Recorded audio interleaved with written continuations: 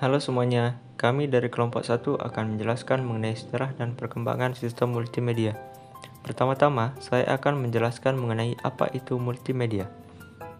Menurut Perry, pada tahun 1994, multimedia adalah interaksi antara teks, suara, gambar statis, animasi, dan video. Ditinjau dari kata-kata pembentuknya, multimedia berarti melibatkan berbagai media. Dengan menggunakan multimedia, informasi dapat ditampilkan secara serentak melalui berbagai media. Selanjutnya, kita akan mempelajari mengenai sejarah dan perkembangan multimedia. Pada suatu hari, sekelompok pemuda berhasil membuat robot Doraemon. Kebetulan, mereka diberikan tugas oleh dosen sistem multimedia untuk mempelajari mengenai sejarah perkembangan multimedia.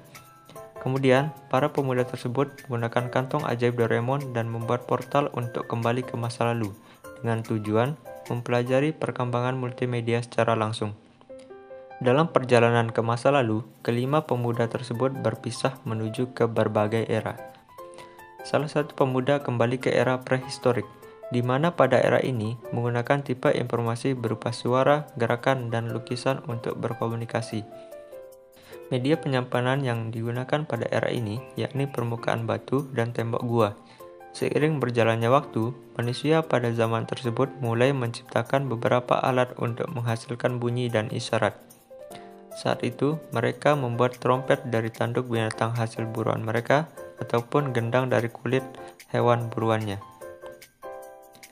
Pemuda berikutnya kembali pada era Ancient, di mana pada era ini menggunakan tipe informasi berupa simbol-simbol, huruf alfabet, dan media gambar.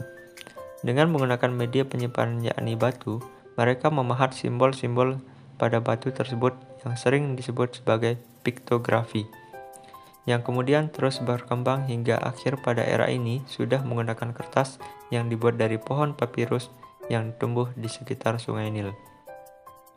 Pemuda ketiga kembali ke era Middle Age, di mana pada era ini menggunakan tipe informasi berupa surat dan tulisan.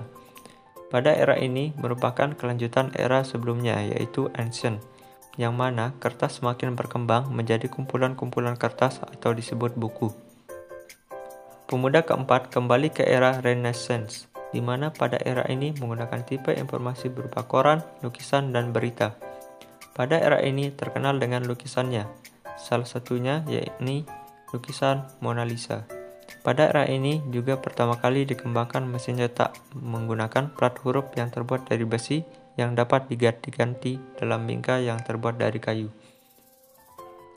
Pemuda kelima kembali ke era Modern World, di mana pada era ini menggunakan tipe informasi berupa kode Morse, radio, foto, dan film.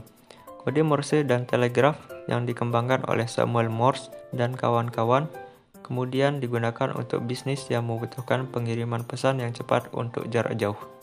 Pemuda keempat ingin kembali ke masanya, namun secara tidak sengaja ia terjebak di era elektronik, di mana pada era ini menggunakan tipe informasi berupa telepon, TV, fax, dan komputer. Tepatnya, tahun 1973, Dr. Martin Cooper dari Motorola memperkenalkan telepon genggam untuk pertama kalinya. Pada saat itu, telepon genggam tersebut hanya bisa menelpon selama 35 menit saja. Salah satu pemuda kembali terlebih dahulu ke era sekarang, yaitu era digital, di mana pada era ini menggunakan tipe informasi berupa komputer, video digital, dan sistem suara surround. Pada era ini, multimedia sangatlah mudah ditemukan. Contohnya seperti telepon genggam yang dulunya hanya bisa digunakan untuk menelpon, sedangkan sekarang dapat digunakan untuk berbagai hal, dari menonton film, membuat film, mendengarkan musik, bermain game, dan lain-lain. Kemudian pada akhirnya, para pemuda yang lain berhasil kembali ke zamannya dan menceritakan pengalaman mereka masing-masing. Sekian dan terima kasih.